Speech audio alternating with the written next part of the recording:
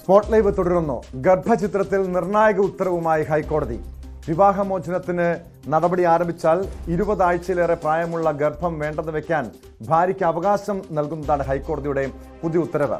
സ്വന്തം ശരീരം എങ്ങനെ ഉപയോഗിക്കണം എന്നതിൽ സ്വന്തം തീരുമാനമാണ് അന്തിമമെന്നും ഹൈക്കോടതി പരാമർശിച്ചു. കൊച്ചിയിൽ നിന്ന് ആജ്ഞ രവീന്ദ്രൻ ചേരുന്നുണ്ട്. ആജ്ഞ, നമുക്കറിയാം ഈ വിവാഹമോചന കേസുകളുടെ എല്ലാം യഥാർത്ഥത്തിൽ ഇരകളാകുന്നത് ഈ ദമ്പതികളുടെ അവരുടെ മക്കളായിരിക്കും, കൊച്ചു കുട്ടികളായിരിക്കും. ഇവിടെ എടുത്തു നോക്കിയത് ഗർഭസ്ഥ ശിശു പോലും വിവാഹമോചനത്തിന് ഇരയാകുന്ന അവസ്ഥ. ഈ കേസുമായി ഒരു യുവതി, ഞാൻ മനസ്സിലാക്കുന്ന ഒരു യുവതി സമർപ്പിച്ച ഒരു ഹർജി പരിഗണിക്കവെയാണ് ഹൈക്കോടതി ഇത്തരമൊരു പരാമർശം നടത്തിയിരിക്കുന്നത്. എന്താണ്, ഏത് കേസുമായി ബന്ധപ്പെട്ട, ഏത് ഹർജിയുമായി ബന്ധപ്പെട്ടാണ് ഹൈക്കോടതിയുടെ ഈ ഒരു ഉത്തരവ് വന്നിരിക്കുന്നത്? ആജ്ഞ,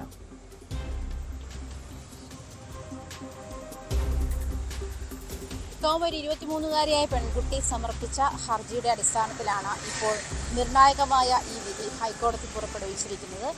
പെൺകുട്ടിയുടെ ശാരീരിക മാനസികാവസ്ഥകൾ സ്റ്റേബിൾ അല്ല എന്ന് കാട്ടിയിട്ടുള്ള മെഡിക്കൽ റിപ്പോർട്ടുകളുടെ അടിസ്ഥാനത്തിലാണ് ഇപ്പോൾ ഈ വിധി വന്നിരിക്കുന്നത്. പക്ഷേ ടോം സൂചിപ്പിച്ചതുപോലെ ഇന്ത്യയിൽ ഭ്രൂണഹത്യയ്ക്ക് ചില വ്യവസ്ഥകൾ പറയുന്നുണ്ട്. അതായത് 20 ആഴ്ചയിൽ താഴെ പ്രായമുള്ള ഭ്രൂണഹത്യ പോലും മനഃപൂർവമായ ഭ്രൂണഹത്യ എന്ന് പറയുന്നത് നിയമവിരുദ്ധമാണ്, നിയമവിധേയമല്ല. അതുകൊണ്ട് തന്നെ കുറേ നിബന്ധനകൾ ആർട്ടിക്കിൾ സെക്ഷൻ 312 പ്രകാരം ഇന്ത്യൻ നിയമവ്യവസ്ഥയിൽ കുറേ നിബന്ധനകൾ ഭ്രൂണഹത്യ ചെയ്യേണ്ടി വരുന്ന സാഹചര്യം നിർവചിച്ചുകൊണ്ട് പറയുന്നുണ്ട്. അതിലൊന്ന് 20 ആഴ്ചയിൽ പ്രായം കുറഞ്ഞ ഭ്രൂണമാണെങ്കിൽ അത് ഒരു ഡോക്ടറുടെ കൺസെൻറ്റ് വേണം. ഈ കൺസെൻറ്റ് എന്ന് പറയുന്നത് ഇപ്പോൾ ഈ പെൺകുട്ടി സമർപ്പിച്ചതുപോലെ മാനസികവും ശാരീരികവുമായ ആരോഗ്യസ്ഥിതി, ഗർഭം ധരിച്ച സ്ത്രീയുടെ മാനസികവും ശാരീരികമായ ആരോഗ്യസ്ഥിതി എത്രത്തോളം ഉണ്ട്, അത് സ്റ്റേബിൾ ആണോ എന്ന് സ്ഥിരീകരിക്കുന്ന അല്ലെങ്കിൽ സ്റ്റേബിൾ അല്ല എന്ന് സ്ഥിരീകരിക്കുന്ന മെഡിക്കൽ റിപ്പോർട്ടുകളുടെ അടിസ്ഥാനത്തിൽ മാത്രമേ 20 ആഴ്ചയിൽ മേലെ പ്രായമുള്ള ഒരു സൈഗോട്ടിനെ, ഭ്രൂണത്തെ ഇല്ലാതാക്കാൻ, നശിപ്പിക്കാൻ നിയമവ്യവസ്ഥയുള്ളൂ. അതിനുശേഷം 24 ആഴ്ചയിലേക്ക് വരുമ്പോൾ അത് 2 ഡോക്ടർമാരുടെ കൺസെൻറ്റ് വേണം. അതിൻ്റെ മാനസികാരോഗ്യ വിദഗ്ധന്മാരും ജനറൽ ഫിസിഷ്യന്മാരും ഗൈനക്കോളജിസ്റ്റുകളും ഒക്കെയുള്ള ഒരു പാനലിനെയാണ് കോടതി നിർദ്ദേശിച്ചിട്ടുള്ളത്. പിന്നെ ഈ സ്ത്രീ റേപ്പ് മൂലമോ അല്ലെങ്കിൽ യുദ്ധം മൂലമോ ഉള്ള സാഹചര്യങ്ങളിലൂടെ ഗർഭം ധരിച്ചതാണെങ്കിലും ഗർഭചിത്രം നടത്താമെന്നും കോടതി പറഞ്ഞിട്ടുണ്ട്. അത് ഒക്കെ സൂചിപ്പിക്കുന്നു ഈ 20 ആഴ്ചയിൽ താഴെയുള്ള ഭ്രൂണഹത്യയാണ്.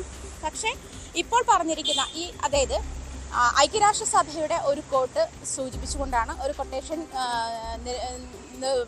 ചൂണ്ടിക്കാട്ടിക്കൊണ്ടാണ് ഇത്തരത്തിലൊരു ഉത്തരവിലേക്ക് ഹൈക്കോടതി വന്നിരിക്കുന്നത്. സ്ത്രീയുടെ സ്വന്തം ശരീരമാണ്, അത് എങ്ങനെ ഉപയോഗപ്പെടുത്തണമെന്ന് സ്ത്രീക്ക് തീരുമാനിക്കാം.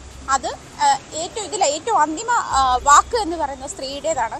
പക്ഷേ ഇത്തരത്തിലൊരു സൂചന നേരത്തെ നമ്മുടെ നിയമം പറയുന്നത് ഇങ്ങനെയാണ്: ഈ ഭ്രൂണഹത്യ ചെയ്യാൻ സ്ത്രീയുടെ ആരോഗ്യവും മാനസികവുമായ പരിഗണനകൾ ഉണ്ടാകണം. എന്നാൽ സ്ത്രീയെ നിർബന്ധിച്ചിട്ട് ഭ്രൂണഹത്യ ചെയ്യിക്കാൻ പറ്റില്ല. സ്ത്രീയുടെ പൂർണ്ണമായ കൺസെൻറ്റോട് കൂടി മാത്രമേ ഭ്രൂണഹത്യ ചെയ്യാവൂ എന്നും നേരത്തെ നിയമം സൂചിപ്പിക്കുന്നുണ്ട്. എന്നാൽ ഇപ്പോൾ ടോം സൂചിപ്പിച്ചതുപോലെ നമ്മുടെ വിവാഹ ബന്ധങ്ങളുടെ ഒരു കോടതിയുടെ ഉത്തരവാണ്, കോടതിയുടെ നടപടിയാണ്. നേരത്തെ ആജ്ഞ പറഞ്ഞതുപോലെ ഐക്യരാഷ്ട്രസഭ പോലും സമാനമായ കേസുകളിൽ ചില പരാമർശങ്ങൾ നടത്തിയിട്ടുണ്ട്. ഇത്തരം വിഷയങ്ങളിലൊക്കെ സ്ത്രീകളാണ് തീരുമാനമെടുക്കേണ്ടതെന്ന്, അവരുടെ ശരീരമാണ്, അവരാണ് തീരുമാനിക്കേണ്ടത്. പക്ഷേ നമുക്കറിയാം 20 ആഴ്ച കഴിഞ്ഞൊരു ഭ്രൂണത്തിൻ്റെ, ഒരു ഗർഭസ്ഥ ശിശുവിൻ്റെ അവസ്ഥ ഒരു പൂർണ്ണ വളർച്ചയെത്തിയ ഒരു കുഞ്ഞ് തന്നെയാണ്. അതായത് എല്ലാ ശരീരാവയവങ്ങളുമുള്ള ഒരു കുഞ്ഞ് തന്നെയാണ്. അതിനെ കൊലപ്പെടുത്തുക, അതായത് ഒരു വിവാഹമോചനത്തിന് വേണ്ടി ഒരു വിവാഹമോചന നടപടികൾ ആരംഭിച്ചാൽ തന്നെ അവർക്കൊരു കുഞ്ഞിനെ വേണ്ട എന്ന് വെക്കുക എന്നൊക്കെ പറയുമ്പോൾ യഥാർത്ഥത്തിൽ ഒരു കുഞ്ഞിനെ കൊലപ്പെടുത്തുന്നതിന് തുല്യം തന്നെയല്ലേ ആജ്ഞ?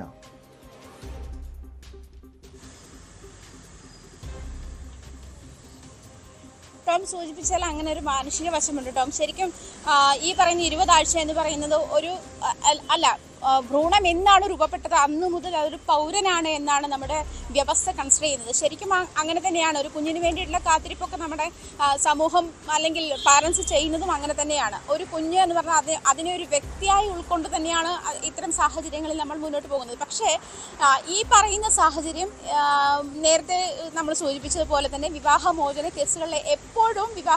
കേസുകളുടെയും അല്ലെങ്കിൽ ഇത്തരം ലിവിങ് ടുഗദറുകളുടെയും ഒക്കെ കോൺസിക്വൻസ് അനുഭവിക്കേണ്ടി വരുന്നത് ഈ കുഞ്ഞുങ്ങളാണ്. കുഞ്ഞുങ്ങൾ എന്നുള്ളത് അത് ജന്മം ജന്മം കൊണ്ട ശേഷമുള്ള അവസ്ഥയിലാണെങ്കിൽ ഇപ്പോൾ അത് ഭ്രൂണത്തെ വരെ ബാധിക്കുന്ന അല്ലെങ്കിൽ ഭ്രൂണത്തിൽ വെച്ച് തന്നെ കൊല്ലാവുന്ന ഒരു അവസ്ഥയിലേക്ക് ആ സാഹചര്യം മാറിക്കൊണ്ടിരിക്കുകയാണ്.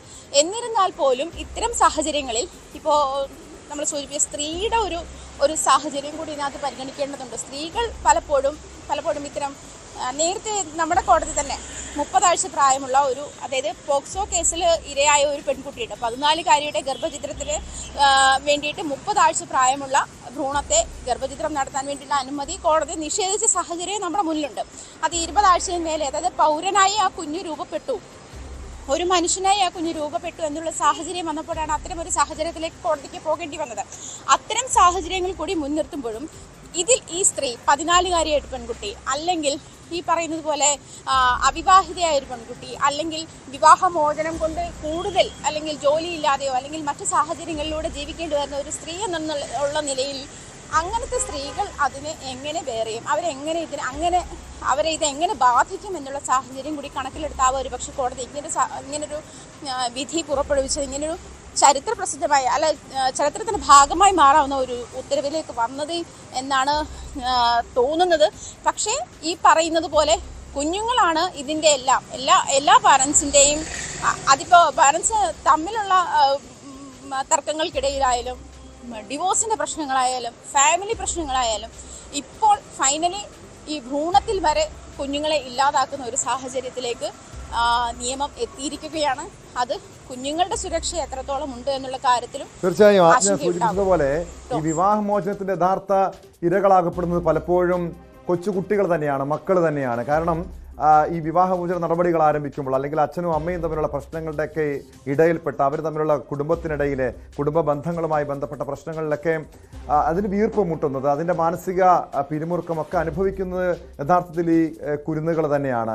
അതിൻ്റെ നിയമ നടപടികളിലേക്ക് പോകുമ്പോൾ പിന്നീട് കോടതി ഉത്തരവ് ഒരു പക്ഷേ ഉണ്ടായിരുന്നു. വിവാഹമോചനത്തിന് ശേഷം അതായത് അച്ഛനും അമ്മയ്ക്കും ഒപ്പം മാറി മാറി കഴിയേണ്ടി വരുന്ന കുഞ്ഞുങ്ങളുടെ മാനസികാവസ്ഥയൊക്കെ പലപ്പോഴും അതൊന്നും നമ്മുടെ നിയമം ഒരുപക്ഷെ അതൊന്നും ചിന്തിക്കത്തില്ല. കാരണം നിയമത്തിൻ്റെ വഴിക്ക് ഒരു വശം പോകുന്നു. പക്ഷെ മറുവശത്ത് ഇതിൻ്റെ തിക്താനുഭവങ്ങൾ അനുഭവിക്കുന്ന കുഞ്ഞുങ്ങളുടെ കാര്യം പോലും അത് മാനുഷികമായി പരിഗണിക്കേണ്ട ഒരു വിഷയം കൂടിയല്ലേ ആജ്ഞ?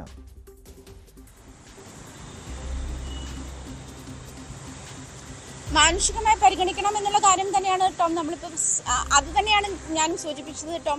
കാരണം എന്താണെന്ന് വെച്ചാൽ ഈ കുഞ്ഞുങ്ങളായി കഴിഞ്ഞാൽ അത് ജന്മം കൊണ്ടു കഴിഞ്ഞാൽ ഇവരുടെ മാനസികമായിട്ടുള്ള ഓരോ അവസ്ഥയും ബാധിക്കുന്നത് അച്ഛൻ്റെയും അമ്മയുടെയും സാമീപ്യമാണ്. ഇത് കുറേ കാലം ഡിവോഴ്സായ ഒരു കപ്പിളിൻ്റെ കുഞ്ഞുങ്ങൾ കുറച്ചു കാലം അമ്മയോടൊപ്പം കുറച്ചു കാലം അച്ഛനോടൊപ്പം നിൽക്കുന്നത് പോലെ തന്നെ ഈ കുഞ്ഞിനെ ഇല്ലാതാക്കാനുള്ള സ്വാതന്ത്ര്യം കൂടി ഈ ഡിവോഴ്സിലൂടെ ഉണ്ടാവുക എന്ന് പറയുന്നത് അതിഭീകരം തന്നെയാണ്.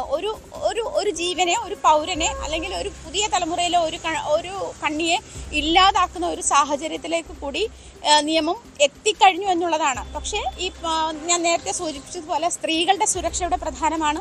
അതിൽ സൈഗോട്ടിനെ ഇല്ലാതാക്കുന്ന സാഹചര്യത്തിലേക്ക് സ്ത്രീകൾ വരുമ്പോൾ അവരുടെ ജീവിത സാഹചര്യങ്ങൾ, അല്ലെങ്കിൽ ഭർത്താവ് ഉപേക്ഷിച്ചിട്ട് പോയി അവർക്ക് തുടർന്ന് ജീവിക്കാൻ പറ്റാത്ത സാഹചര്യങ്ങൾ, അതല്ലെങ്കിൽ ഈ പറഞ്ഞതുപോലെ ബലാത്സംഗത്തിന് ഇരയായ സ്ത്രീകൾ, പോക്സോ കേസിൽപ്പെട്ട പെൺകുട്ടികൾ, ലൈംഗിക അതിക്രമത്തിന് ഇരയായ പ്രായപൂർത്തിയാകാത്ത പെൺകുട്ടികൾ, ഇങ്ങനത്തെയുള്ള സാഹചര്യങ്ങളിലൊക്കെ കൂടുതലും ഇവർ ഈ ഭ്രൂണത്തെ ഇല്ലാതാക്കാൻ, സൈഗോട്ടിനെ ഇല്ലാതാക്കാൻ, അബോർഷന് തയ്യാറാവാൻ നിർബന്ധിതരാകുന്ന സാഹചര്യം കൂടിയുണ്ട്.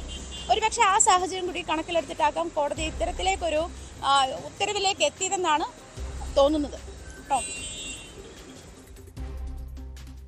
തീർച്ചയായും ആജ്ഞ രവീന്ദ്രൻ സൂചിപ്പിച്ചതുപോലെ ഇത്തരം സ്ത്രീകളുടെ ഒരു മാനസിക അവസ്ഥ, ഒരുപക്ഷെ അവരുടെ ജീവിത സാഹചര്യങ്ങളൊക്കെ ആയിരിക്കും, അതൊക്കെ കൂടി പരിഗണിച്ചുകൊണ്ടായിരിക്കാം ഹൈക്കോടതി ഇത്തരമൊരു നിർണായക ഉത്തരവ് പുറപ്പെടുവിച്ചിരിക്കുന്നത്. വിവാഹമോചനത്തിന് നടപടി ആരംഭിച്ചാൽ 20 ആഴ്ചയിലേറെ പ്രായമുള്ള ഗർഭം വേണ്ടെന്ന് വെക്കാൻ സ്ത്രീക്ക് അവകാശം നൽകുന്നതാണ് ഹൈക്കോടതിയുടെ ഉത്തരവ്.